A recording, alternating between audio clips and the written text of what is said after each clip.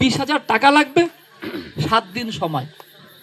এখন এই 7 দিন সময় কেউ আর 7 দিন সময়ের মধ্যে বর্ডার ক্রস করে এসে এতগুলো টাকা নিয়ে, তখনকার সময় 20,000 টাকা মানে এখন অনেক টাকা, এতগুলো টাকা নিয়ে যাওয়ার সাহস হচ্ছে না, কেউ বলছে না। তখন আশ্রমের মালি ভোলাকে ডাক দিয়ে ঠাকুর বলছেন, ও ভোলা, বলছি আমার এই 1,020 টাকা লাগে 7 দিনের মধ্যে পূর্ব পাকিস্তান থেকে আনতে হবে, তুই পারবি না? বলে হ্যাঁ ঠাকুর পারবো। ওরা তো ভাবে নেই, মানে অন্যরা ভাবছে 7 দিন 20,000 টাকা, কত জায়গায় যাব, চেয়ে চিনতে আনবো, বর্ডার ক্রস করব, মানে এই ভাবতে ভাবতে এর মধ্যে আর ঠাকুর নাই। মানে এত ভাবনার মধ্যে ঠাকুর যে নির্দেশ দিয়েছে তা নাই। আর ভোলা কিন্তু বলার সাথে ভাবেই নাই, ও কিছু, ওর মাথার মধ্যে কিচ্ছু নাই। ও ঠাকুর বলেছে তো হবে, ঠাকুর বলছে তো হবে না কেন, পারবি? বলে হ্যাঁ পারবো। বলতে যা, ভোলা চলে গেছে। ভোলা ঠিক টাকা পয়সা জোগাড় করে ঠিক তার দিন যেদিন শেষ তার আগের দিন বর্ডারে এসে উপস্থিত হয়েছে। বর্ডারে এসে ভাবছে কি, আমি এই টাকা নেব কি করে, মানে বর্ডার ক্রস হবো কি করে, বর্ডার তো ক্রস হতে গেলে বিপদ। এখন পুলিশের সামনে দিয়ে এতগুলো টাকা নিয়ে পার হওয়া তো কঠিন ব্যাপার, তাহলে কি করব? ও মাথায় বুদ্ধি এঁটেছে, বুদ্ধি এঁটে ওই টাকাগুলো সব ধুতির মধ্যে পেঁচাইছে, আর ধুতি খুলে ফেলেছে। ধুতি খুলে ফেলে ও ল্যাংটা হয়ে গেছে, আর ধুতির মধ্যে টাকা, আর গেঞ্জিখানা মাথায় পেঁচায় ওই ধুতিটা টাকা সহ ঘুরাচ্ছে। ঘুরাতে ঘুরাতে ঘুরাতে ঘুরাতে বর্ডারে চলে গেছে। এদিকে বাংলাদেশের পুলিশ, মানে পাকিস্তানের পুলিশ, ইন্ডিয়ার পুলিশ, এপাশে একবার ওপাশে একবার, আমি কোন দেশের পাগল, আমি কোন দেশের পাগল, আর কিছু কয় না, শুধু আমি কোন দেশের পাগল, আমি কোন দেশের পাগল। এখন পুলিশ ভাবছে পাগল না হলে এই করে কেউ, ল্যাংটা হয়ে ঘোরাঘুরি করছে আর ই করছেন, ওর তো বর্ডার ক্রস করাই লাগবে, ঠাকুরের নির্দেশ মানতেই হবে আমাকে, কি করে মানবো তা তো আমি জানি না। তখন লজ্জা ঘৃণা ভয় কিছু থাকে না ভক্তের। তখন করতে করতে করতে করতে ও তো যেদিকে যাবে ওই দিকেই যাচ্ছে। ও আমার যখন একটু দূরে চলে গেছে, পুলিশ টুলিশ নাই, তখন সুন্দর করে আবার ড্রেস ট্রেস পরে টরে সুন্দর করে টাকা নিয়ে ঠাকুরের কাছে হাজির হয়ে গেছে। সে প্রণাম করে ঠাকুরকে টাকা দিয়ে বলছেন, ঠাকুর এই টাকা। ঠাকুর শুধু হাসছেন হাসছেন, যা পরে গল্প করবানি। পরের দিন ভোলা আসছেন, বলে ও ভোলা, তুই বর্ডার কি করে ক্রস হয়েছিস ওইটুক গল্প কর না। ঠাকুর তো অন্তর্যামী, সব জানেন, কোথায় কার কাছে গিয়েছে, কত টাকা নিয়েছে, কি করেছে না করেছে, তিনি কোনো কিছু জানতে তো তিনি বাদ রাখেন না। কিন্তু ঠাকুর বলছেন তুই বর্ডার কি করে পার হয়েছিস ওই গল্পটুকু কর, কেননা ওটাই অসাধ্য সাধন, ওটা অসাধ্য সাধন, ওটা করা যায় না। ওটা যখন কেউ করে তখন বুঝতে হয় তার মধ্যে ইষ্ট ছাড়া মাথায় অন্য কোনো চিন্তা নেই। ঠাকুর ভোলা গল্প করছে আর ঠাকুর হাসছেন, খলখল হাসিতে তার শরীর কাঁপছে। ঠাকুরের সেই হাসি যেন মনে হচ্ছে তিনি এত খুশি যে আমি তো এই চাই এই চাই এই চাই। ঠাকুরকে প্রশ্ন করা হচ্ছে, ঠাকুর আপনি বলছেন স্বস্ত্যয়নী পালে না, উন্নতিতে চলে না, তা অনেকে তো অনেক ভালো আছে স্বস্ত্যয়নী না নিয়েও। আমরা উন্নতি বলতে যা বুঝি বলছে অনেকে তো অনেক উন্নত, বিশেষ করে ইউরোপে আমেরিকায়, বলছে সেসব জায়গায় তারা তো আমাদের থেকে অনেক উন্নত। তা ওই ইউরোপ আমেরিকার মানুষ কি স্বস্ত্যয়নী মানে? ঠাকুর বলছেন একটু খোঁজ নিয়ে দেখা লাগে, আমার তো মনে হয় মানে। এ কেমন কথা? ঠাকুর বলছেন একটু খোঁজ নিয়ে দেখা লাগে, আমার মনে হয় মানে, না মেনে উন্নতির পথ নেই। তার মানে আমার কিংসুকদা শুরু করেছিল কথাটা, স্বস্ত্যয়নী মানেই শুধু নিরামিষ খাওয়া নয়। অনেক আলোচনা তো অনেক সময় করি, আজকে যেটুকু কথা বলি স্বস্ত্যয়নীর উপরেই শুধু বলি। পরম দয়ালের শুধু একটা বাণী, অনেক বড় বাণী, মাঝে মাঝে ভুলে যাই, মাঝে মাঝে মনে থাকে। বাণীটা দেখে দেখে এই জন্য বলি, বাণীটার প্রত্যেকটা লাইন আমাদের জন্য খুব গুরুত্বপূর্ণ। পরম দয়াল তার অনুশ্রুতিতে বলছেন, বাঁচা বাড়ার চাষ যদি বর, বর মানে আশীর্বাদ, নিখুঁত ভাবে সস্তয়নি ধর। বাঁচা বাড়ার চাষ যদি বর, আমরা তো বলছি না ঠাকুরের বাণীতে, বাঁচতে নরের যা যা লাগে তাই নিয়েই ধর্ম জাগে, বাঁচা বাড়ার মর্ম যা ঠিকই জানিস ধর্মটা। তাহলে আমি যেদিন দীক্ষা নিয়েছি সেদিন থেকে আমার ধর্ম আর কিছু না, ধর্মটা কি? বাঁচা এবং বাড়া। কি করে আমি সুন্দর করে এই বাঁচা বাড়াটাকে এগিয়ে নিয়ে চলবো, সেটাই আমার ধর্ম। এখন এটা এগোচ্ছে কিনা, আমি এর আশীর্বাদটা পাচ্ছি কিনা, বলছি এর আশীর্বাদটা প্রকৃতভাবে পেতে গেলে নিখুঁত ভাবে সস্তয়নি ধরতে হয়। নিখুঁত ভাবে সস্তয়নি কেমন জানেন?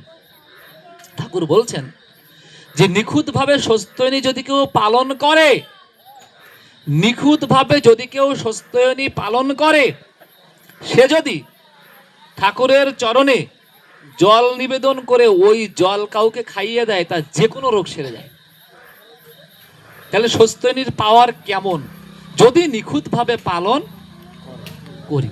সেই নিখুঁতের মধ্যে কি কি আছে আজকে আলোচনায় যাব, যে কি করলে, অর্থাৎ আজকে ভর্তি, আজকে একটা নতুন ক্লাসে ভর্তি হলেন ষষ্ঠীতে।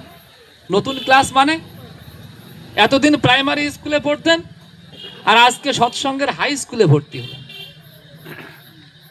খুব বেশি যে আমাদের সাধনায় আমরা আগাই তা কিন্তু না। যারা সস্তয়নি নেয়নি তারা 1, 2, 3, 4, 5 এ সৎসঙ্গের প্রাইমারি স্টেজ, সেকেন্ডারি স্টেজে আজকে জীবনটা শুরু হলো কার? আমার ইষ্টপ্রাণ এই পরিবারের। এখন কথা হচ্ছে এখান থেকে নিখুঁত হয়ে উঠতে হয়। ঠাকুরের কাছে একদিন প্রশ্ন করছেন, ঠাকুর অমুক ঋত্বিক এই কাজ করেছে, তমুক ঋত্বিক এটা করেছে, এটা কি ঋত্বিকের শোভা পায়? ঠাকুর বলছেন, ঋত্বিক কই রে, আমি তো ঋত্বিক খুঁজে পাই না, সব সহপ্রতি ঋত্বিক, প্রতি ঋত্বিক। ঋত্বিক হওয়ার জন্য ঋত্বিকের পাঞ্জা দেওয়া হয়, অর্থাৎ ঋত্বিক যেন সে জীবনে হয়ে উঠতে পারে। ঠিক ওরকম সস্তয়নি ব্রত, সস্তয়নি হওয়ার পরে মানুষ হয় না, যেন আমি সস্তয়নি হয়ে উঠতে পারি। ওই সুঅস্থি অয়ন, আমার সুব্রতদা বলছিলেন যে ওই ভালো থাকার পথ আজকে থেকে আমি জীবনে বরণ করলাম। যতটা আমি ওই পথে চলবো ততটা ভালো থাকবো আর ততটা ভালো রাখবো। আর আমি যতটা চলবো না ততটা নিজেও ভালো থাকবো না আর অন্যকেও ভালো রাখতে পারবো না। আর যদি পারি, ঠাকুর বলছেন প্রতিনিয়ত তার উপরে আশীর্বাদ বর্ষিত হয়। কিসের আশীর্বাদ? এই বাঁচা বাড়ার আশীর্বাদ। সস্তয়নিতে যদি নিখুঁত ভাবে পালন করতে পারি, দয়াল আমার বলছেন আপদ বিপদ দরিদ্রতা যতই আসুক কাটবেই তা।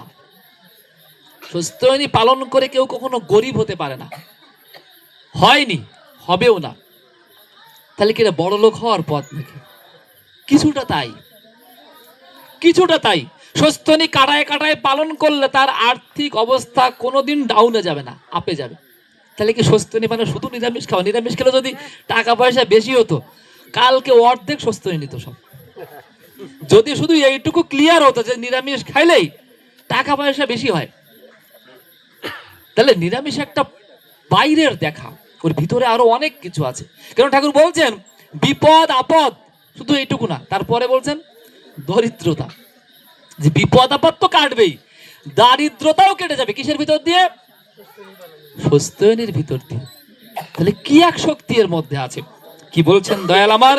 সুখ সমৃদ্ধি দিন দিন উঠবে ফুটে হয়ে নবীন। যত দিন যাবে মনে ভেতরে আরো সুখ। আরে এত সুখ কেন আমার জীবনে?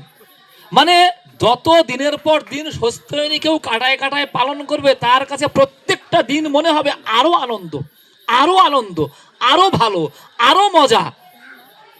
একে বলে পরমানন্দ। যে আনন্দ যত পাওয়া যায় তত আরো বেশি পেতে ইচ্ছা হয়, আর যে আনন্দের কোনো শেষ হয় না। সস্তয়নি সেই স্টেজ, যে স্টেজে ওই পরমানন্দের পথ খুলে যায়। তাই বলছে দিন দিন যত যাবে তত আমার জীবনটা যেন নবীন হয়ে উঠবে।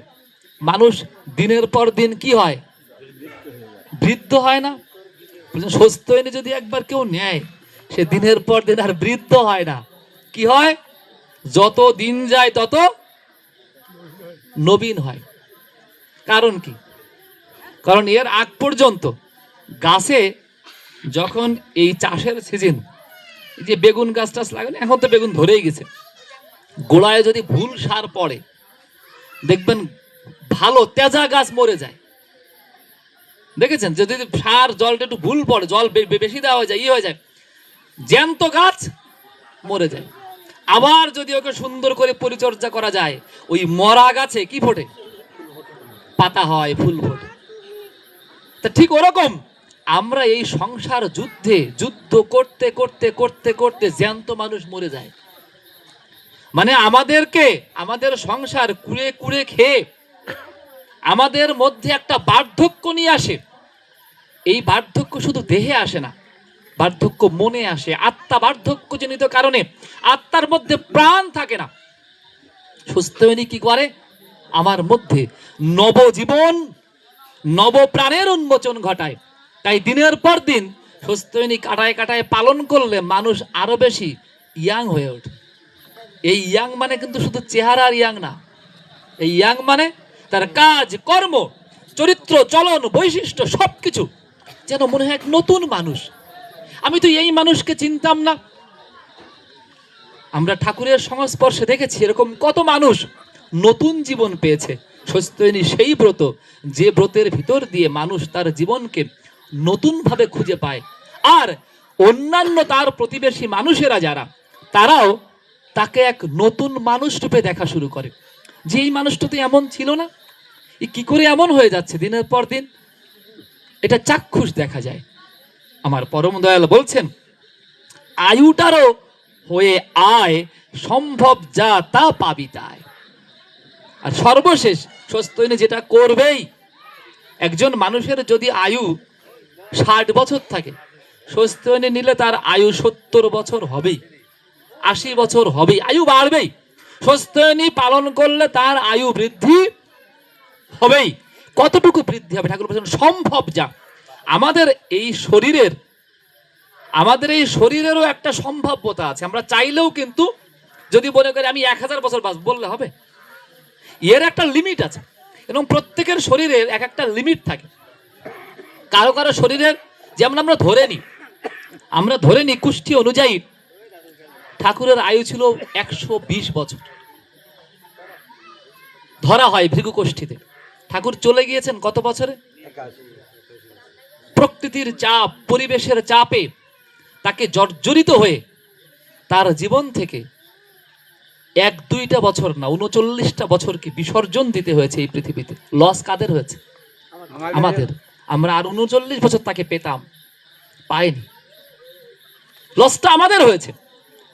যে লস হয়েছে তা তো ফেরত আনা যাবে না, কিন্তু আমি তো আছি, আমার মধ্যে তিনি আছেন।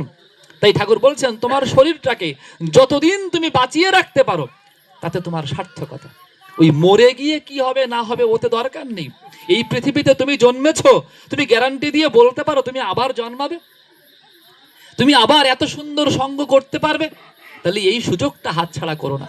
তাই ঠাকুর প্রত্যেকটা কাজে, প্রত্যেকটা কথায় বারবার শুধু আয়ু বৃদ্ধির কথা বলতেন।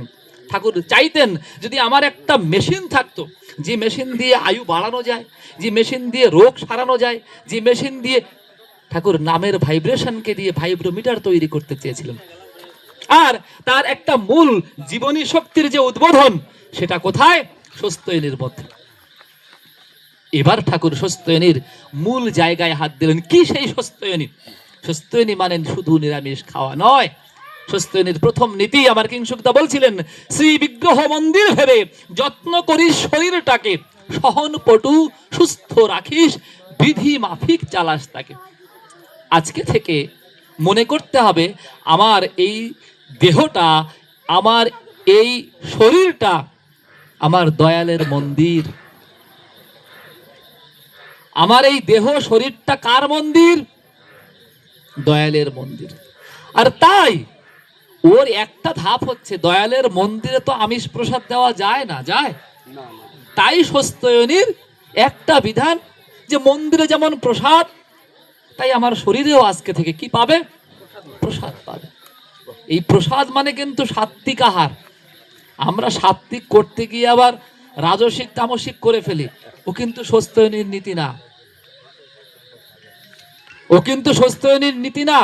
স্বস্ত্যয়নীর নীতি আমার শরীর যেভাবে যে রকমে, কি বলছেন ঠাকুর? সহনপটু সুস্থ রাখিস।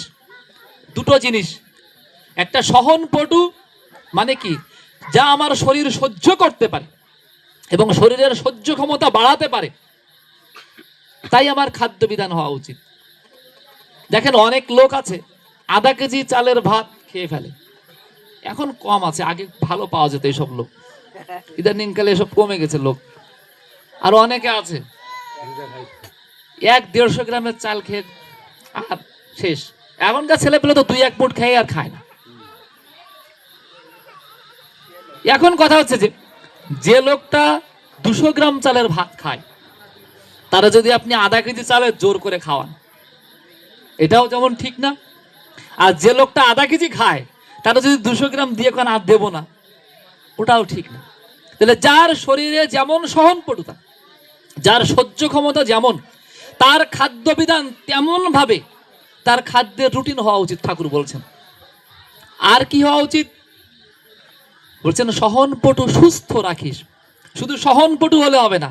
এখন আমি আধা কেজি চাল খাই, সহ্য হয়, কিন্তু ওটা আমার সুস্থতার জন্য ঠিক আছে কিনা তাও আমাকে দেখতে হবে। মানে ধরেন আমার কিংসুকদা, আমি দেখেছি আমরা যখন একসাথে ছিলাম অনেক লীলা করেছি, তো লীলার মধ্যে একদিন কাঁঠাল খেতে খেতে খেতে খেতে মনে হয় প্রায় 36-37টা কোয়া খেয়ে ফেলছে। আমি 2-3টার বেশি জীবনে খেতে পারবো না, কোনোদিন পারিনি। এখন বলে যে ও কিছু হয় না, শেষে 2টা আঠি খেয়ে ফেলে ঠিক হয়ে যায়। আছে, ওরও সায়েন্স আছে। তো কেন এই কথা বলছি? যে আমি খেতে পারি বলেই যে খাবো স্বস্ত্যয়নী তা বলে না। আমি 2টা মিষ্টি খাবো, আমার দাদার খুব মিষ্টির ভালো নেশা আছে আমি জানি। এখন মিষ্টি যদি চায় 3 কেজি খেয়ে ফেলতে পারে বলে যে 3 কেজি খাবে, এটা স্বস্ত্যয়নীর নীতি। স্বস্ত্যয়নীর নীতি কতটুকু? যতটুকু আমার শরীরকে সুস্থ এবং সহনপটু রাখবে, আমি ঠিক আজকে থেকে ততটুকুই খাবো, তার কমও খাবো না, তার বেশিও খাবো না। আর বিধি মাফিক চালাস থাকে। আজকে থেকে আমার এতদিন যদি অনিয়ম করে থাকি, আজকে থেকে আমার শরীর বিধানে অনিয়ম করা যাবে না। এটা স্বস্ত্যয়নীর বড় বড় প্রধান একটা নীতি। মজার বিষয় কে জানেন? আমি নিজে আমারটা জানি, এবং ম্যাক্সিমাম লোক, সে স্বস্ত্যয়নীর ঋত্বিক যাজক যাই হোক, এই একটা জায়গায় ফেল। বিধি মাফিক মানে নিয়মের মধ্যে খাওয়া দাওয়া, ঋত্বিকদের জীবনে খুব কম। ওই স্বস্ত্যয়নী তো আরো অনেক পরের কথা, যে কারণে স্বস্ত্যয়নীর ফল আমরা পাইও খুব কম। যেটুকু পাই মানে ওই দায় সারা গোছের করি, তারপরে এত পাই। আর যদি সঠিকভাবে করতাম, সঠিকভাবে মানে ধরেন আমার 9টায় খাওয়া অভ্যাস, ঠিক 9টাই খেতে হয়। আমার ঠাকুর কেমন ছিলেন জানেন? বিকাল 4টার সময় প্রস্রাব করতে যেতেন। বিকাল 4টার সময় কি করতেন? প্রস্রাব করতে যেতেন। আর ঠাকুরের সহযোগী হিসেবে বঙ্কিমদা ঠাকুরকে প্রস্রাব করাতে নিয়ে যেতেন। একদিন বঙ্কিমদা দূরে আছে, বলছেন বঙ্কিম কটা বাজে? বলছেন কেন, কি হয়েছে? বলে কেমন পেচ্ছাপ পেচ্ছাপ লাগতেছে। বলে এখনো 4টে বাজেনি। বঙ্কিমদা খুব রাশভারী ছিলেন। বঙ্কিমদা কিন্তু আমরা হনুমান ভক্ত বলি। ঠাকুর একদিন নিচতলায় বঙ্কিমদাকে ডাক দিয়েছেন, বঙ্কিমদা 3 তলার উপরে ছিলেন। বঙ্কিম 3 তলাতে লাফ দিয়ে পড়ছে। ঠাকুর ডাক দিয়েছে, 1 সেকেন্ড দেরি করা যাবে না তো। তা বঙ্কিমদা বলছে 4টে বাজেনি এখনো। একটু পরে বলছেন, ও বঙ্কিম কটা বাজে রে? বললাম না 4টে বাজেনি। তা পেচ্ছাপ যে হয়ে গেল। ঠাকুর প্রস্রাব করে দিয়েছেন। 4টে মানে 4টে। এ কেমন মানুষ? একেই বলা হয় প্রকৃত মানুষ, একেই বলা হয় স্বস্ত্যয়নী। এর ভিতর দিয়ে নিজের জীবনটা এত সুন্দর করা যায় তা বলে শেষ করা যায় না। এটা স্বস্তিনীর প্রথম নীতি। অর্থাৎ আমার জীবন দেখে মানুষ যেন, এটা অনেকেই ঠাকুরকে দেখে ধরেছিলেন। আমরা যখন পূজ্যবাদ দাদার সঙ্গ করেছি, টাইম মানে টাইম, 1 সেকেন্ড এদিক ওদিক না। পূজ্যবাদ বর্দার জীবনে একটা ঘটনা শোনা যায়। একবার গাড়ি করে বেরোচ্ছেন, তা গাড়ি ছাড়বেন সম্ভবত বেলা 11টায় গাড়ি ছাড়া হবে। তা ঠিক সবাই গাড়িতে এসে বসেছেন। এখন রাঙামা মানে পূজ্যবাদ বর্দার ওয়াইফ, উনি এখনো আসেন। 11টা বেজে গেছে। বর্দা বলছেন কটা বাজে? 11টা। বলে গাড়ি ছাড়। বলে বৌদি এখন আসেনি। বৌদি পরে আসবে, গাড়ি ছাড়। বৌদি আসেনি, বৌদি পরে আসবে। Time is time. স্বস্তিনী মানে নিয়ম। আমাকে দেখে মানুষ শিখবে। এই লোকটা প্রত্যেকদিন 4টের সময় বাড়ির থেকে বের হয়, মানে ওই লোক বেরোবে, মানুষ ঘড়ি দেখা লাগবে না, মানুষ ভাবে কি 4টে বাজে, কারণ ওই লোক বেরোচ্ছে। এখন স্বস্তিনীটা অন্যরকম জিনিস। ঠিক এরকম ভাবে আমরা যদি আমাদের মধ্যে স্বস্তিনীটাকে ঠিক মতো ঢুকাতে পারি, এই যে কি জিনিস, কেন এ কথা বলছি, আমরা শুধু নিরামিষটুকু ধরেছি, কিন্তু পাশ্চাত্যে ইউরোপ আমেরিকায় একটা সেকেন্ডকে ওরা ঠিক এরকম মূল্য দেয়, যা আমরা এখনো দিতে পারছি। তাই প্রথম নীতিতে আমরা একটু আগাইছি, কিন্তু পুরো আগাতে পারেনি। আবার ওরা অন্য দিক দিয়ে আগাইছে, এদিকে হয়তো আগাতে পারেনি। ওরা হয়তো স্বস্তিনী বলে কিছু জানে না, কিন্তু ইউরোপ আমেরিকায় প্রচুর পরিমাণে লোক সাত্ত্বিক আহার করে। ওরা হয়তো স্বস্তিনী বোঝে না, কিন্তু ওরা সাত্ত্বিক আহার করে, নিয়মে চলে। তাহলে ঘুরে ফিরে কি করছে ওরা? ওরা হয়তো শ্রী শ্রী ঠাকুর অনুকূল চন্দ্রকে চেনে না, জানে না, কিন্তু ওরা তাকে না জেনেও তার নীতিটা মানা শুরু করে দিয়েছে। স্বস্তিনীর দ্বিতীয় নীতি কি? ঠাকুর বলছেন প্রবৃত্তি তোর যখন যেখানে যেভাবেই ওকে মারুক, ইষ্ট স্বার্থ প্রতিষ্ঠাতেই ঘুরিয়ে দিবি তার সে ঝোঁক। আমাদের ষড়রিপু কাম, ক্রোধ, লোভ, মোহ, মদ এবং মাৎসর্য, এ তো আমাকে চালাতেই চাইবে। এতদিন যা হয়েছে হোক, আজকে থেকে হিসেব করে ওদেরকে কি করে ইষ্টমুখী করা যায়, এটা হচ্ছে স্বস্তিনীর দ্বিতীয় নীতি। করতেই হবে। এতদিন যদি আমি হিসেব না করে থাকি, আজকে থেকে হিসাব করতে হবেই। কি? আমার কামনা বাসনা ভালো, ওই ইষ্ট স্বার্থে প্রতিষ্ঠাপন্ন হোক। ঠাকুর বলছেন কাম কামনার সাথে ইষ্ট চিন্তা যুক্ত হলেই তো সুসন্তান হয়। সন্তান কি এমনি এমনি হয়? কাম কামনার সাথে ইষ্ট চিন্তা যুক্ত হলে কি হয়? সংসার সুন্দর হয়। আমার কামনা বাসনার বাইরে সংসার হবে, কিন্তু কামনা বাসনার দিকে শুধু ছুটলাম, সংসারে অঢেল সম্পত্তি হতে পারে, সুখ শান্তি হবে? তাহলে ওটা ইষ্ট স্বার্থে ঘুরাতে হবে। কিভাবে ঘুরাতে হবে? ইষ্ট স্বার্থে, ইষ্টের দিকে যাবে। লোভ, ঠাকুর বলছেন লোভ করা তো ভালো, লোভ করবে না কেন? লোভ না করলে বড় কিছু করা যায়? বড় কাজের লোভ থাকা লাগে। কেমন লোভ? ঠাকুর বলছেন তোমার হয়তো রসগোল্লা খেতে খুব ইচ্ছে হচ্ছে, হতেই পারে, ওই ইচ্ছে খারাপ কিছু না। তুমি সুন্দর করে রসগোল্লা তৈরি করো, করে তোমার ঠাকুরকে নিবেদন করো, সবাইকে খাওয়াও, শেষে তুমিও একটু খাও। মানে রসগোল্লা খাওয়ার লোভ মিটলো, কিন্তু তার আগে আমি কি করলাম? রসগোল্লা ঠাকুরকে নিবেদন করলাম, সবাইকে খাওয়ালাম, শেষে আমিও একটু। আচ্ছা এ কেমন লোভ কন্ত দেখি? কই এই এতক্ষণ পর্যন্ত লোভ রাখা যায় নাকি? লোভ মানে তো আগে আমি খাবো, তারপর সবাই রে দেবো, থাকলে পরে ঠাকুর খাবে। হয় তাই আমাদের, মানে আমরা যখন সংসারের আয় ইনকাম করি, তখন আগে নিজের ইনকাম, মানে আগে নিজের খরচগুলো সারি, তারপরে দেখি বউর কি লাগবে, ছেলে মেয়ের কি লাগবে, সব থাকার পরে ও উৎসবে কোটা টাকা দিতে তো, তাই তো? মানে সব শেষে কার খরচ? ঠাকুরের খরচ না।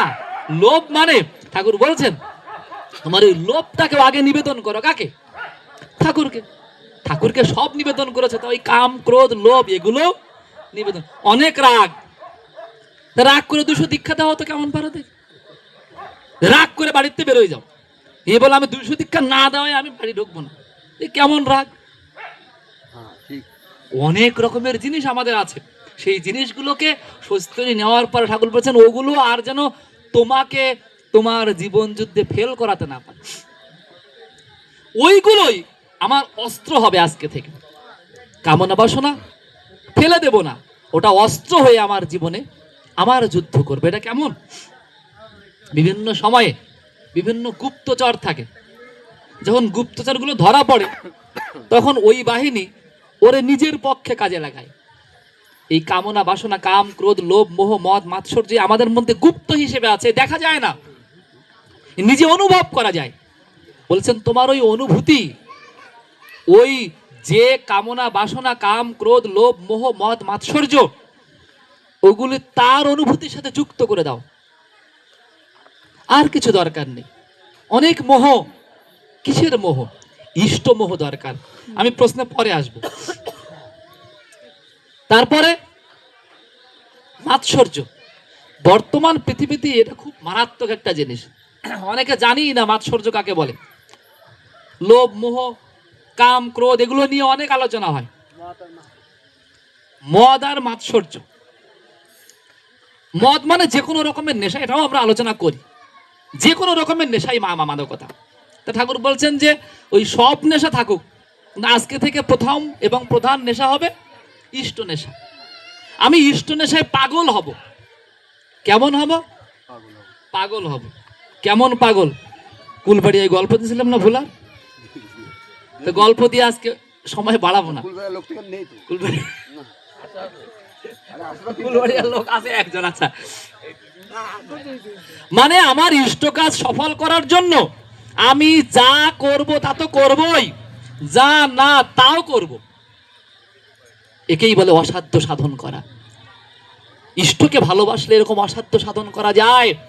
ইষ্টকে ভালোবাসলে এক লাফে লঙ্কায় চলে যাওয়া যায়। গেছিল না কে? হনুমান। এই কি এই যুগে যায় নাকি? জানতো দেখি, আপনি এত লাভ দিয়ে রাস্তায় জানতো দেখি যায়। বিশ্বাস এমন জিনিস, ওই বিশ্বাসের ভিতর দিয়ে যদি বিশ্বাস করি ঠাকুর বলেছেন যায়, তাহলে যায়। যদি বলেছি ঠাকুর বলেছেন যে এই ক্যামেরা রেস্টুরেন্টের ফাঁক দিয়ে আমি ঢুকে বেরোয় যেতে পারবো, তাহলে যাওয়া যায়। সেই বিশ্বাস হয়েছে। অনন্ত মহারাজ একই সাথে দুই জায়গায় অধিবেশন করত। কিছু মেনেছে তাই কিছু পেয়েছে, কিছু মেনেছেন তাই কিছু। এখন আপনি আমি যদি মানা শুরু করি তাহলে পাবো। তাহলে আমার ভালোবাসাটা তাকে একদম আত্মসমর্পণের মতো দিতে হয়। ঠাকুর বলছেন যে আমার 7,000 টাকা লাগবে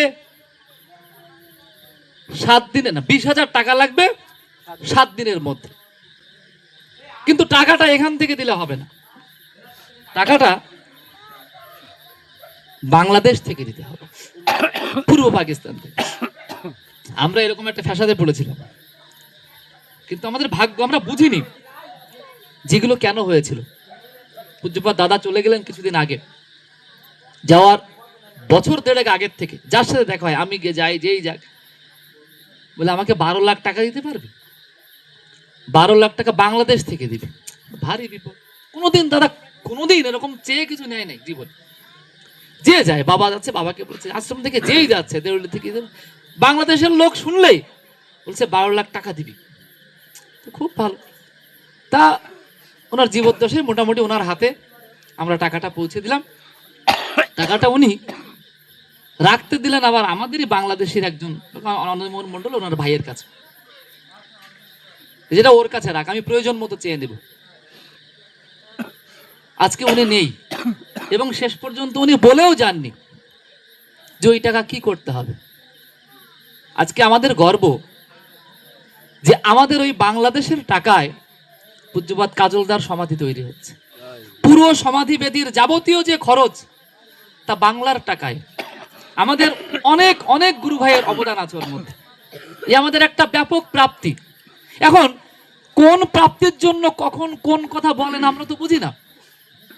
কেন জানি তার মনে হচ্ছিল যে আমি তো থাকবো না, বাংলাদেশের সৎসঙ্গের একটা স্মৃতি যেন আমার সাথে চিরন্তন হয়ে থাকে। আজকে আমরা তেমনি ভাগ্যবান। তেমনি ভাগ্যবান করার জন্য ঠাকুর বললেন কি, 20,000 টাকা লাগবে, 7 দিন সময়। এখন এই 7 দিন সময় কেউ আর 7 দিন সময়ের মধ্যে বর্ডার ক্রস করে এসে এতগুলো টাকা নিয়ে, তখনকার সময় 20,000 টাকা মানে এখন অনেক টাকা, তো এতগুলো টাকা নিয়ে যাওয়ার সাহস হচ্ছে না, কেউ বলছে না। তখন আশ্রমের মালি ভোলাকে ডাক দিয়ে ঠাকুর বলছেন, ও ভোলা, বলছি আমার এই 1,000 টাকা লাগে, 7 দিনের মধ্যে পূর্ব পাকিস্তান থেকে আনতে হবে, তুই পারবি না? বলে হ্যাঁ ঠাকুর পারবো।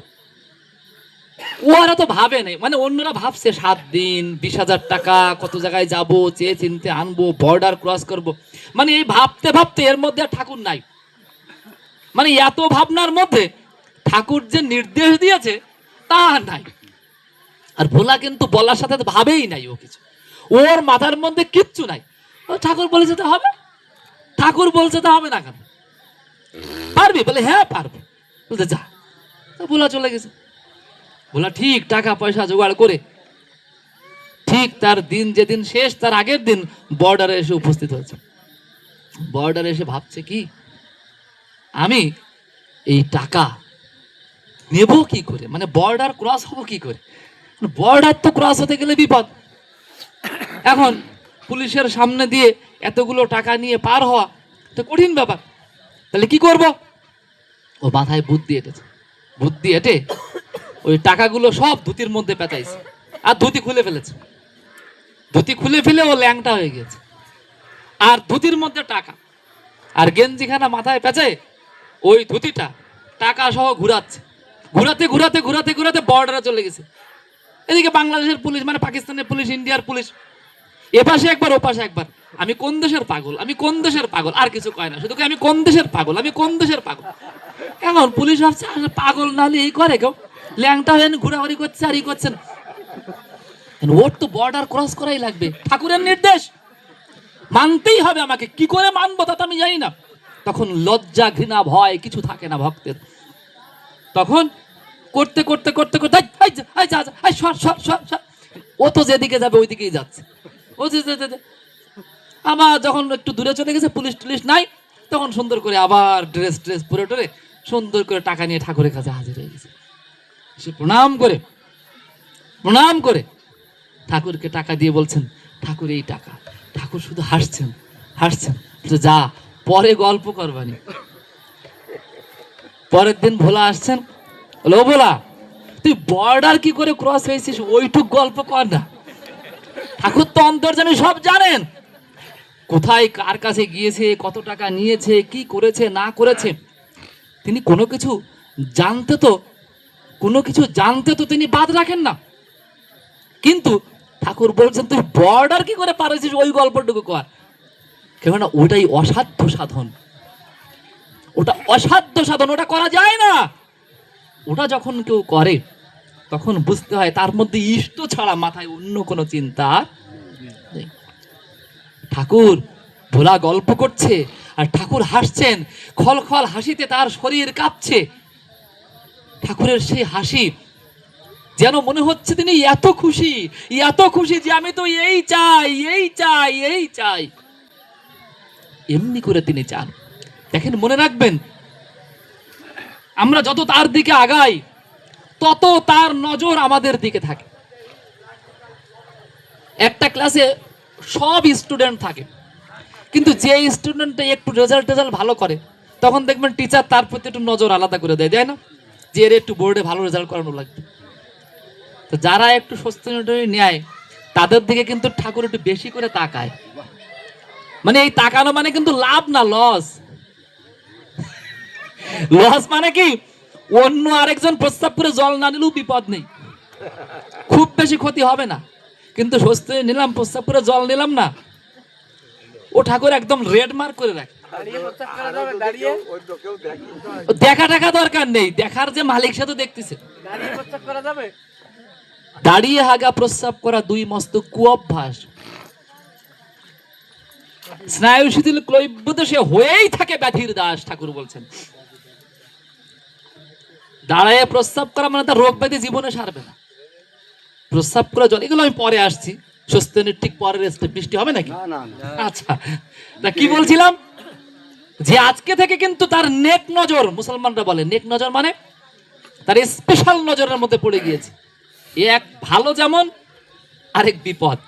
ভালো মানে কি, ঠাকুর তাহলে বেশি বেশি ভালোবাসবে, আর বেশি বেশি ভালোবাসা পেতে গেলে বেশি বেশি তাকে মানাও শুরু করতে হবে, এবং মনের মধ্যে কোথাও কোনো ফাঁক রাখা চলে না। ঠাকুরের ঋত্বিক ছিলেন পরমেশ্বর পাল। কে? পরমেশ্বর পাল। যাজনে গিয়েছেন, বেশ কিছু অধিবেশন করে দীক্ষা টিক্ষা দিয়ে ফিরে আসছেন। ঠাকুরের কাছে এসে প্রণাম করে ঠাকুর গল্প শুনছেন, কেমন ইষ্ট কাজ হলো, কেমন যাজন হলো। বলছেন ঠাকুর ভালোই হয়েছে, নতুন জায়গা, কি সুন্দর অনুষ্ঠান হলো, বেশ কিছু দীক্ষা হলো, খুব ভালো হয়েছে। বলি এই আর কিছু নেই? বলে হ্যাঁ ঠাকুর, আর সবাই খুব আদর যত্ন করেছে, সবাই সম্মান করেছে। বলে আর কিছু গল্প নেই? অনেক কথার পরে বলছেন ঠাকুর কি জানতে চাচ্ছে? বলছে কেন পরমেশ্বর, তুমি যে দীক্ষা দিতে গিয়ে ওই বাড়ির মেয়েটার কাছ থেকে জল চাইলে, মেয়েটা তোমাকে জল দিল, তুমি গ্লাস নেওয়ার সময় মেয়েটার হাতে স্পর্শ লাগলো, তোমার একটু কেমন লেগে উঠলো, তুমি ওটুকু গল্প আমাকে করবে না? কি মনে করছি আমরা তিনি কিছু দেখতে পান না, তিনি কিছু জানতে পারেন না? যত তার দিকে আগাবো তত তিনি আমাকে আরো বেশি করে দেখা শুরু করেন। আমার প্রত্যেকটা চলন চরিত্র, প্রত্যেকটা ভাবনার মধ্যে তিনি ঢুকে আছেন, আমি বুঝতে পারছি না, কিন্তু তিনি সব জায়গায় সবখানে আমি কেমন ভাবছি, কি করছি না করছি, এটাই তো নিজের পরখ, এটাই তো নিজেকে মানুষ করে গড়ে তোলার পথ। এই ঠাকুর তার দ্বিতীয় নীতিতে কি বলছেন স্বস্তিয়নীর, যে তোমার প্রবৃত্তি যখন যেখানে যেভাবেই ওকে মারুক, তুমি ইষ্ট স্বার্থ প্রতিষ্ঠাতেই ঘুরিয়ে দিবি তার সে ঝোঁক। 3 নম্বর কি বলছেন? 3 নম্বর বলছেন যে কাজে যা ভালো বলে ভূত সমাজে আসবে রে তোর, কর্মে তারে তৎক্ষণাৎই ফুটিয়ে তুলিস হয়ে ভোর। যে কাজে যা ভালো বলে আসবে মনে তৎক্ষণাৎ, হাতে কলমে করবি রে তা, রোধ করে তাই সব ব্যাঘাত। এটা স্বস্তিনের একটা মুখ্যম নীতি। আমরা ইষ্ট কাজে সিদ্ধান্ত নিতে অনেক সময় ভাবি কি করব কি করব না, এটা হবে কি হবে না। স্বস্তিনের পরে এই নিয়ম চলে না। ইষ্টের চিন্তা যেটা মাথায় আসবে সাথে সাথে ওটা কি করে পরিপালন করা যায়, বাস্তবায়ন করা যায়, ওটা সাথে সাথে পরিকল্পনা করতে এবং সাথে সাথে করা শুরু করতে হবে। যদি মনে হয় আমি এখন থেকে এইটা করবো, তবে সাথে সাথে ওটা 1 সেকেন্ড আর দেরি করা যাবে না, তাহলে স্বস্তি হলো। কথার কথা আমার কাছে মনে হলো যে হঠাৎ করে, মানে আমি নিজের জীবনে দেখেছি যে কোনো একটা জায়গায় কেউ একজন কথা ধরেন একটা উৎসবের অর্ঘ্য নিতে আসছে আমার কাছে, অর্ঘ্যটা চাওয়ার সাথে সাথে আমার মনের মধ্যে 500 টাকা ভেসে উঠছে, আমার মানে চাওয়ার সাথে সাথে।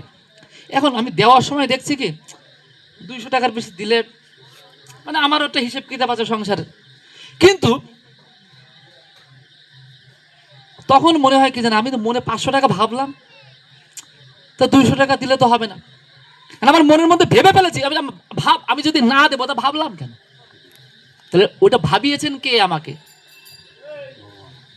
আমার ঠাকুর আমাকে ভাবাচ্ছেন, তাহলে ওইটাই আমার করণীয়। এটা কিন্তু ছোটখাটো প্রত্যেকটা কাজের ক্ষেত্রে প্রস্তুতি করতে করতে এমন হয় যে আপনি যেটা ভাববেন ওইটাই সঠিক হয়ে যায়, যদি আপনি ঠিক মতো প্রস্তুতি করা শুরু করে দেন।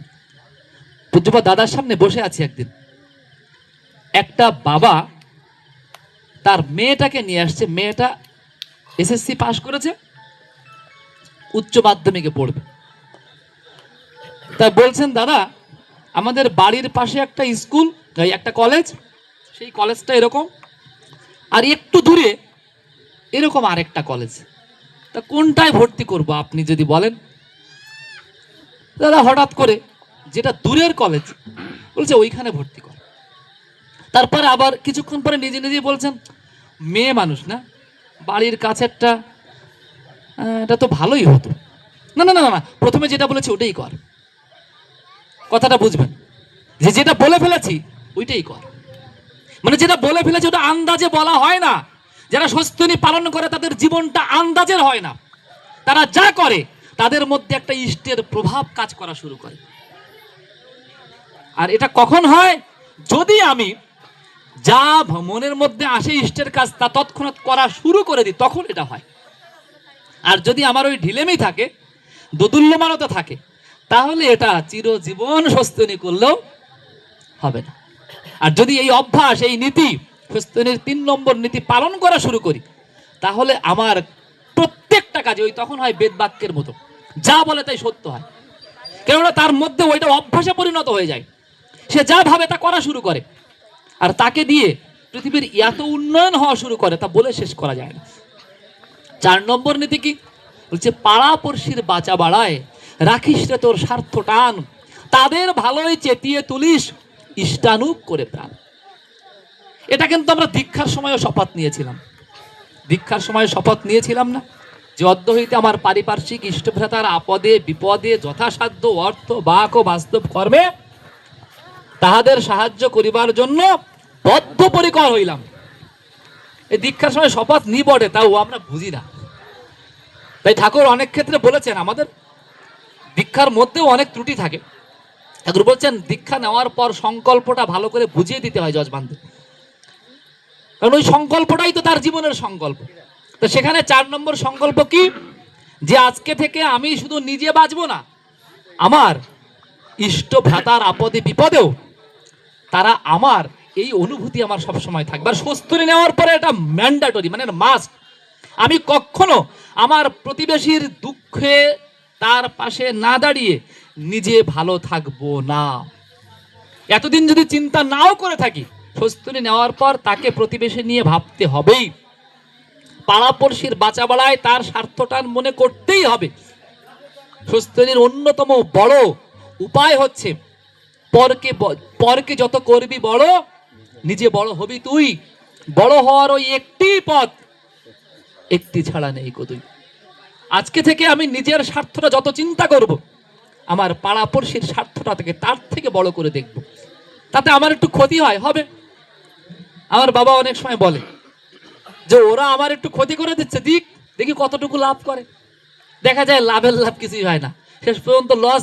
যে লস করাতে যায় তারই হয়, আর শেষ পর্যন্ত লাভ। আমার বাবা তো ঋত্বিকতা করে বেড়ায়, মাঝে মাঝে এখন বৃদ্ধ বয়সে একটু সংসারের দিকে ঢোকে।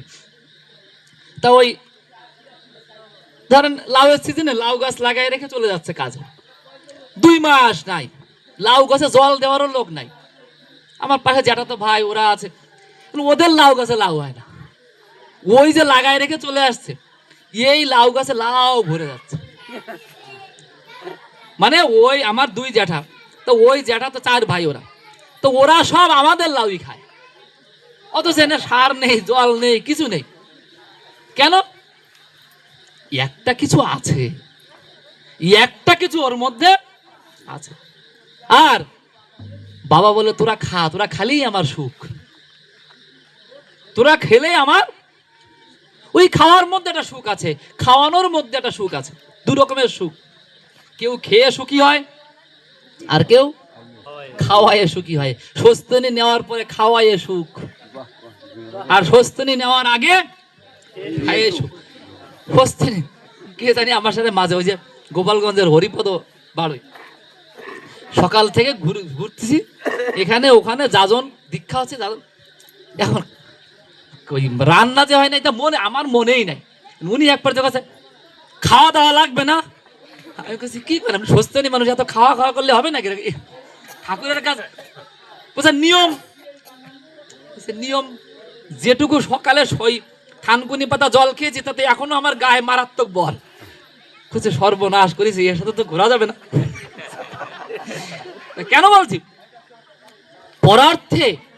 পরার্থে নিজের জীবনটাকে বিলিয়ে দেওয়ার মধ্যে একটা সুখ আছে। সেই সুখের ব্রত হচ্ছে স্বস্তিনী। স্বস্তিনী মানে বিলাসিতা নয়, স্বস্তিনী মানে আরাম আয়েশের দিকে ঝোঁকা নয়, স্বস্তিনী মানে পরমানন্দের দিকে ঝোঁকা। মানে এই জগতের আনন্দকে অন্যকে দিয়ে দিব, আমার কাছ থেকে অন্যেরা আনন্দ পাবে, আর আমি নিতাই হয়ে ঘুরে বেড়াবো। আনন্দ থাকবে ঘরে, মানে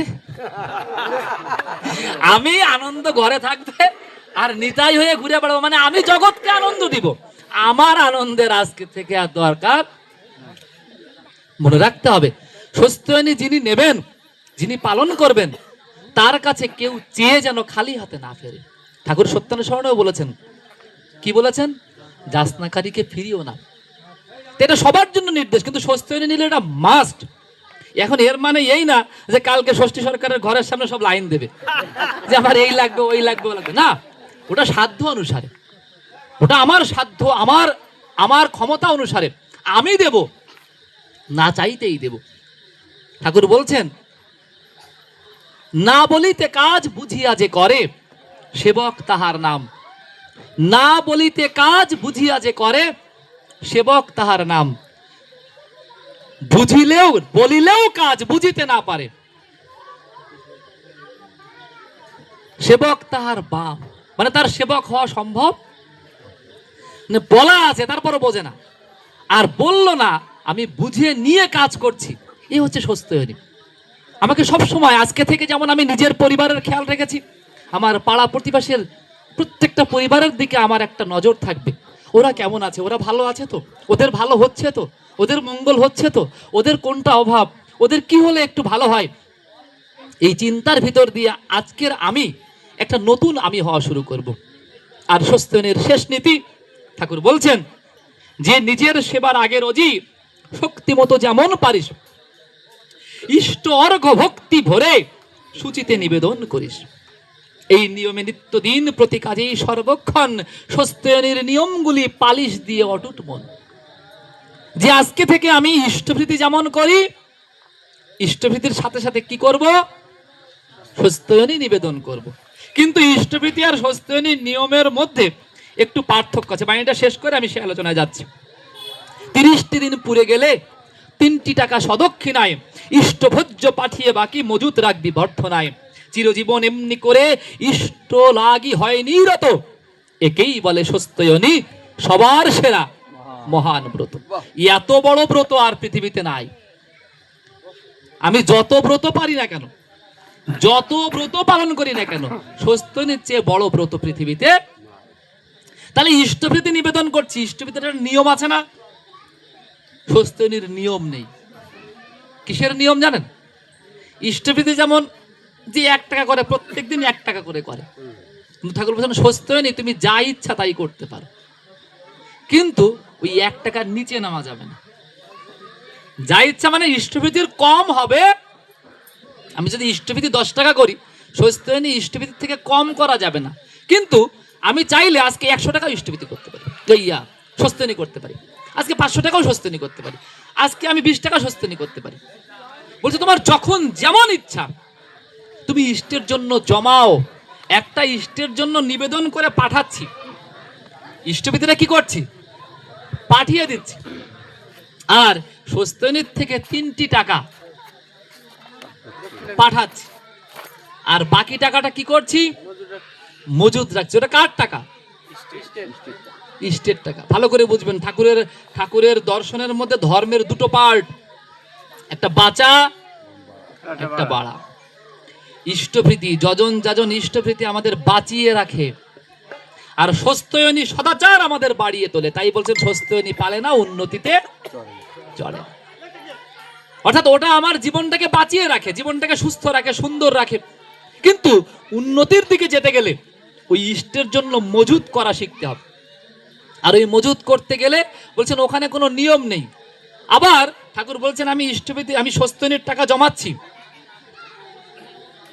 ওখানে আমি হঠাৎ করে ভুলে 2000 টাকা রেখে দিলাম।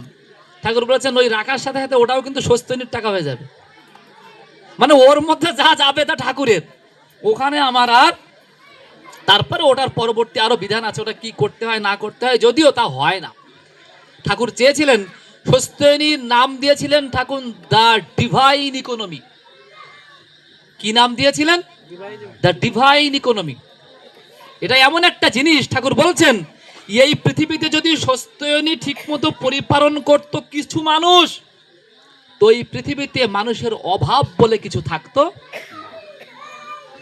এই পৃথিবীতে মানুষের অভাব অভিযোগে রাষ্ট্রের হেল্প করা রাখতো না, বরং দেশ যখন বিপদে পড়তো, যেমন এখন নেত্রকোনায় বন্যা শুরু হয়েছে, এই 2 দিন ইয়াতে হাওড় অঞ্চলে একদম ওদের সব শেষ, ধান টান যা ছিল ধান তুলতে পারে নাই।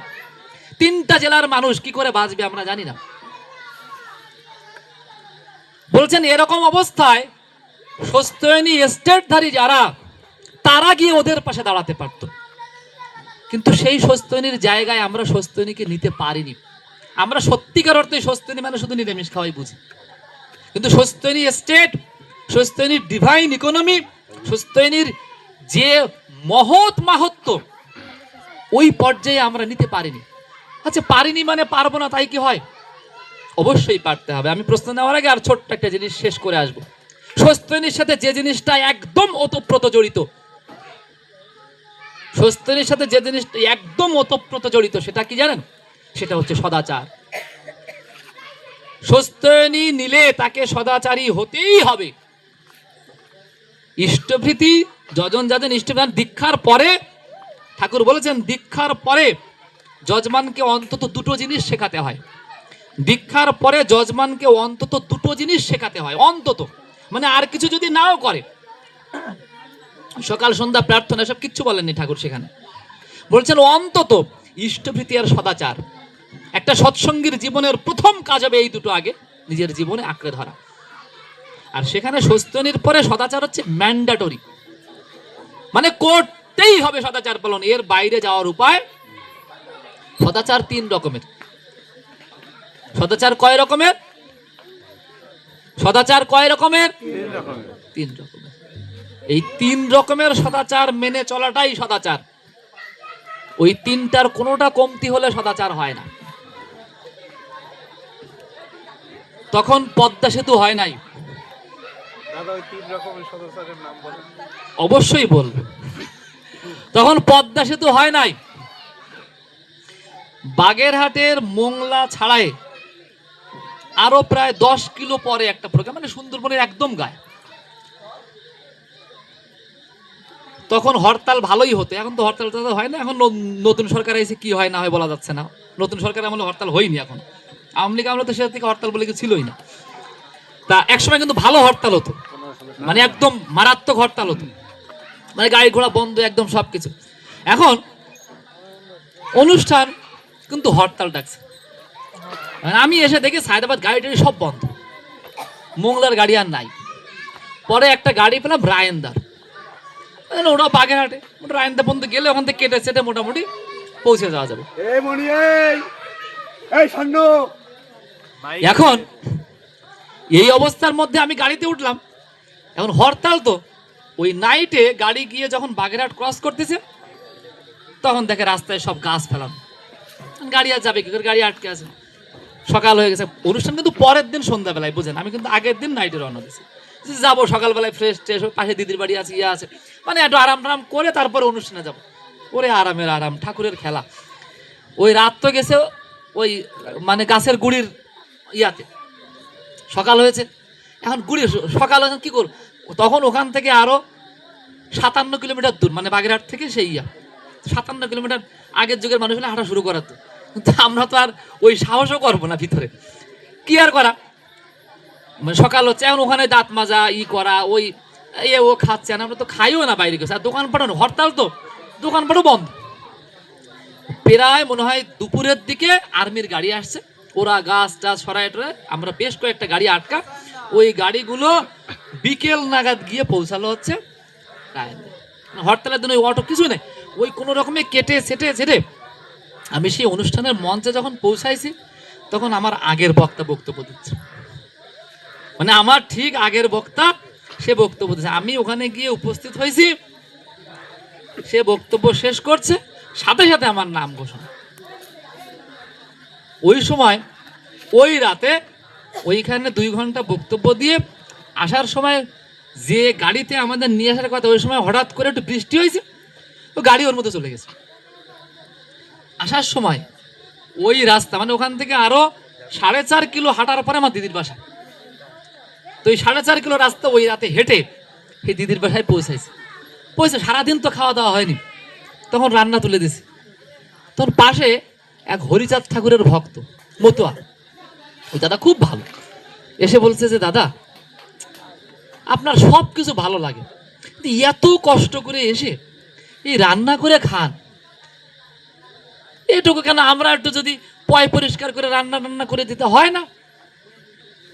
বলছে হবে না কেন, কিন্তু পয় পরিষ্কার কি তা তোকে শেখা লাগবে। পয় পরিষ্কার মানে একটু সুন্দর করে সোনো পাউডার গায়ে দিলাম, একটু সাবান টাবান মাখলাম, আর একটু আমি যেরকম মনে করছি ওরকম করলাম, ওতে পয় পরিষ্কার কি হয়? কিংসুক চিনবে, আমরা ও সেখানে অনেকদিন পড়িয়েছে। ভুবন দা এক সচিব ছিলেন, নাম বলা ঠিক হলো না, আবার লাইভ ভিডিও হচ্ছে, ঠিক আছে। তা সরকারি উচ্চ পর্যায়ের দাদা, এখন অবসরে গিয়েছে যদিও, বাংলাদেশের একজন উচ্চ পর্যায়ের সচিব ছিলেন। যে কোনোভাবেই তাদের পরিবারের সাথে আমাদের সখ্যতা ছিল, যেতাম, ওখানে গান বাজনা হতো, ইয়া হতো। তারা দীক্ষিত না, বাট তাদের বাসায় আমরা 2-3 বার অধিবেশন করেছি। তারা কিন্তু ঠাকুরের দীক্ষিত না। তা এবং ঠাকুরের ইচ্ছায় পরবর্তীতে বেশ ভালো একটা জায়গায় ইয়া হয়েছে। এখন তারা বিভিন্ন বিষয়ে বিভিন্ন সময় কথা টথা বলতেন। তাহলে তোমাদের এইসব বেশি মানামানি না তাহলে, আমি শুধু সুযোগের অপেক্ষা করতাম যে বড় সড়ো মানুষ তো, ছোট মানুষ ছোট ভাই বোঝানো যায়, বড় মাছ ধরতে গেলে একটু টোপ মানে ওয়েট করা লাগে। একদিন সবাই বসে বসে আছি, দাদা অফিস থেকে ফিরছে, ওই সুন্দর সব ওই চপ টপ বানাইছে, আমি গেলে সব নিরামিষ করতো, যদিও আমি খেতাম না। তারপর আমার সামনে ইয়াটিয়া খাবে না এই জন্য, তো ওই ইয়াটিয়া বিকেলবেলায় মুড়ি টুড়ি ওই চপ টপ তৈরি করছে, ওরা সবাই খাচ্ছে। তা ওই দাদা এসে ওই জুতো টুতো খুলে সাথে সাথে এসেই একটা চপ নিয়ে খাওয়া শুরু করছে। দাদা এটা আপনি কি করলেন? সাথে সাথে আপনি আসলেন বাইরের থেকে, হাত ধোয়া নেই, পা ধোয়া নেই, আপনি একটা শিক্ষিত মানুষ, আপনি এই যে চপটা খালেন, এটা কি ঠিক হলো? গন্ধ দেখি, ওই এক কামড় দিয়ে আর ওটুক খাইতেও পারতেছে না, রাখতেও পারতেছে না, এমন একটা পরিস্থিতি। এখন আমি বললাম দেখি এটুক মানা ভালো না, কন আপনি তো ওইটুক ফেলে দেখছে না, ভালো আসলে জিনিসটা তো মানা যায় না, মানা যায়, ইচ্ছা করলে মানা যায়, অভ্যাস করলে মানা যায়, আরে তো খারাপ কিছু না। তা হয়তো আমরা দুটো নিয়ম বেশি মানি, আপনি একটু কম মানেন, কিন্তু একদম না মানা কিন্তু ভালো না। আজকে আপনি যদি এরকম করেন, আপনার ছেলে মেয়েটাও কিন্তু এটাই শিখে। দাদার সাথে গাড়িতে যাচ্ছি, প্রাইভেট কারে, রাস্তা দিয়ে কোনো একটা কারণ, তার পিএইচডির সময়, তার পিএইচডিতে সাথে আমার অনেক কাজ ছিল।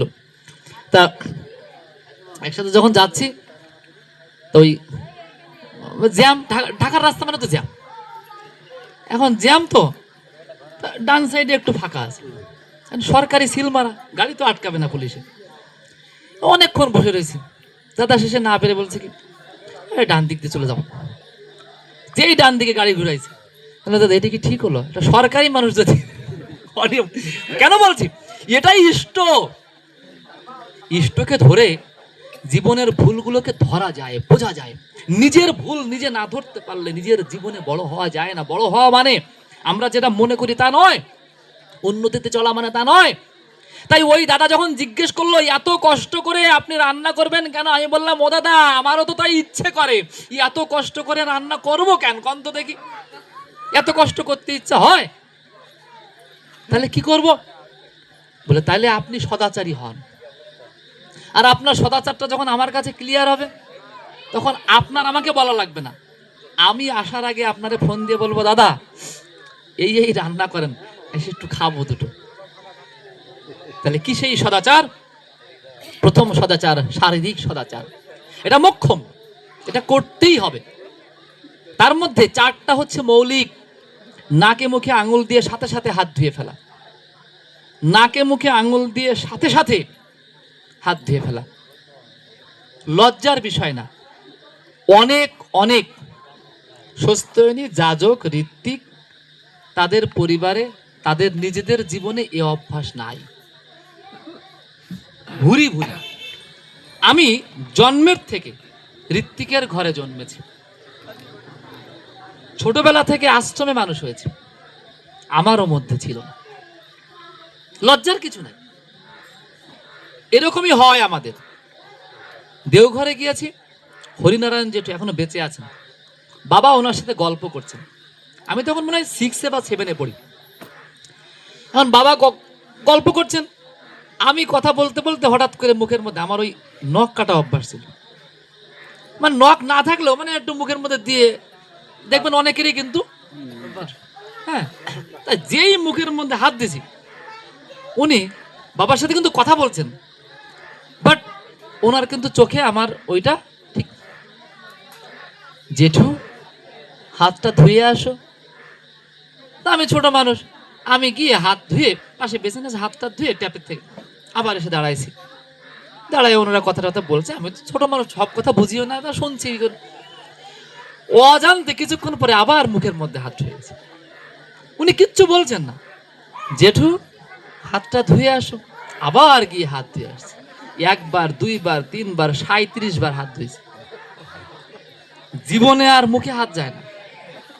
ওই যে মুখের থেকে হাত বেরোইছে, এখন মুখে হাত দিতে গেলে আগে জল খুঁজি, মুখে হাত দেওয়ার আগে খুঁজি জল কই। যখন অভ্যাস হবে, প্রস্রাব করার আগে জল খুঁজতে হবে, প্রস্রাব করার পরে না। প্রস্রাব লেগেছে, তাহলে আগে জল কই, মানে নাকে মুখে আঙুল দিয়ে হাত ধুয়ে ফেলা, প্রস্রাব করে জল নেওয়া, বাইরের থেকে এসে অন্তত হাত পা না ধুয়ে কোনো কিছু স্পর্শ না করা, আর অপরের ব্যবহার্য কোনো পোশাক আশাক গামছা অমুক তমুক ব্যবহার, ঠাকুর বলছেন এটা মৌলিক, এটা করতেই হবে সস্তনী আপডেটদের। আর এর সাথে সাথে আরো যেগুলো আছে তা আস্তে আস্তে বাদ দিতে হবে। দোকানের জিনিস না খাওয়া, দোকানের চা ঘৃণা করতেন মাতা মনোমোহিনী দেবী। একদিন এক ঋত্বিককে এত গালাগালি দিয়েছিলেন শুধু চা খাওয়ার জন্য, বলছেন এত লোভ, তা ব্যাগের মধ্যে কাপ রাখিস না কেন? মাতা মনোমোহিনী দেবী, এত নেশা তোমার চায়ের, তা ব্যাগের মধ্যে কাপ থাকে না কেন? নিজে বানায় খাবা চা। কেমন কিন্তু সাধনার জীবন। আমি আগাচ্ছি ঠাকুরের দিকে, তার মানে সদাচারের প্রত্যেকটা জায়গায় আমাকে ধীরে ধীরে কি করতে হবে? আগাতে হবে। ওই আগানোর জায়গায় আমাকে ঠাকুরের নিয়মের ভিতর দিয়ে আগাতে হবে। আমার রান্না বান্না কোটা কাটা সবকিছুর মধ্যে যেন ওই নিয়মটা বর্তায়। আর তা যদি না হয়, ওখানে সদাচার পুরোপুরি মেইনটেইন।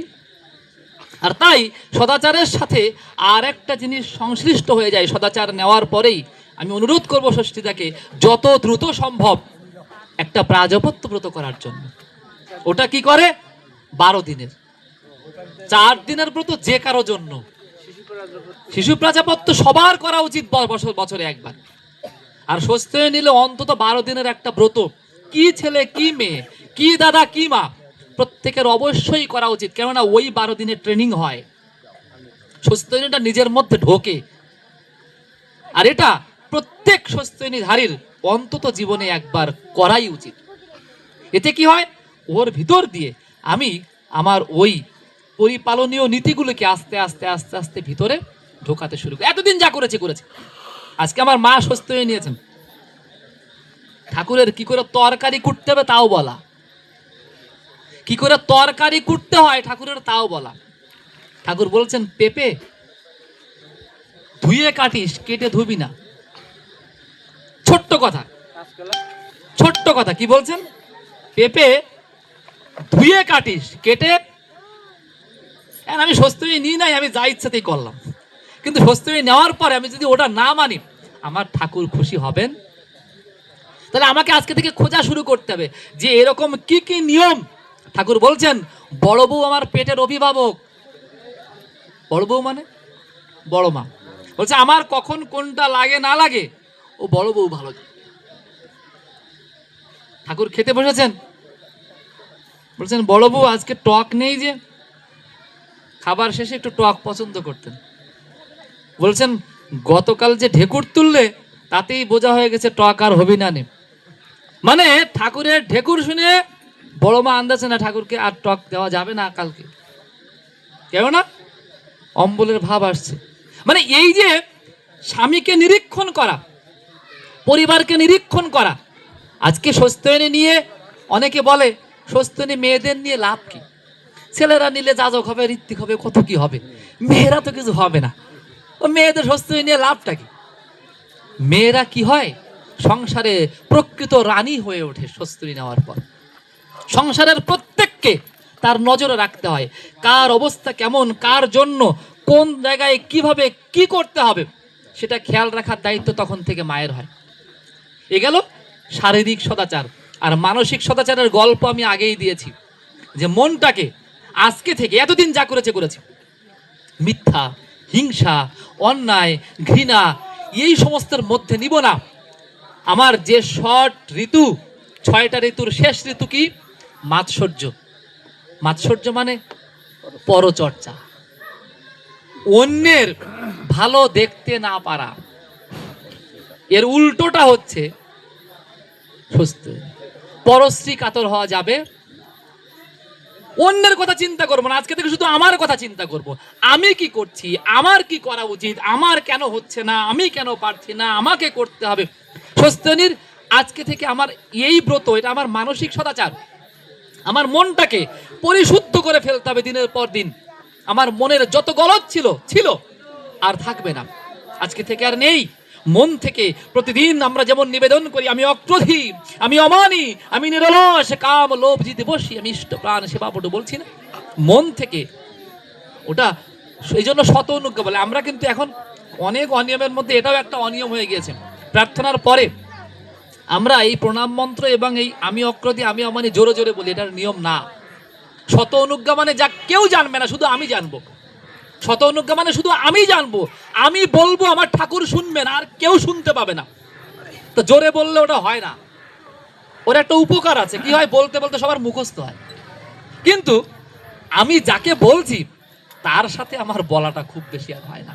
ওটা এমন ভাবে বলতে হয় যেন মন দিয়ে ঠাকুরকে বলা, যে ঠাকুর আমি অক্রোধী, তুমি আমার রাগ টাগ নিয়ে নাও, নিয়ে তোমার কাজে লাগাও।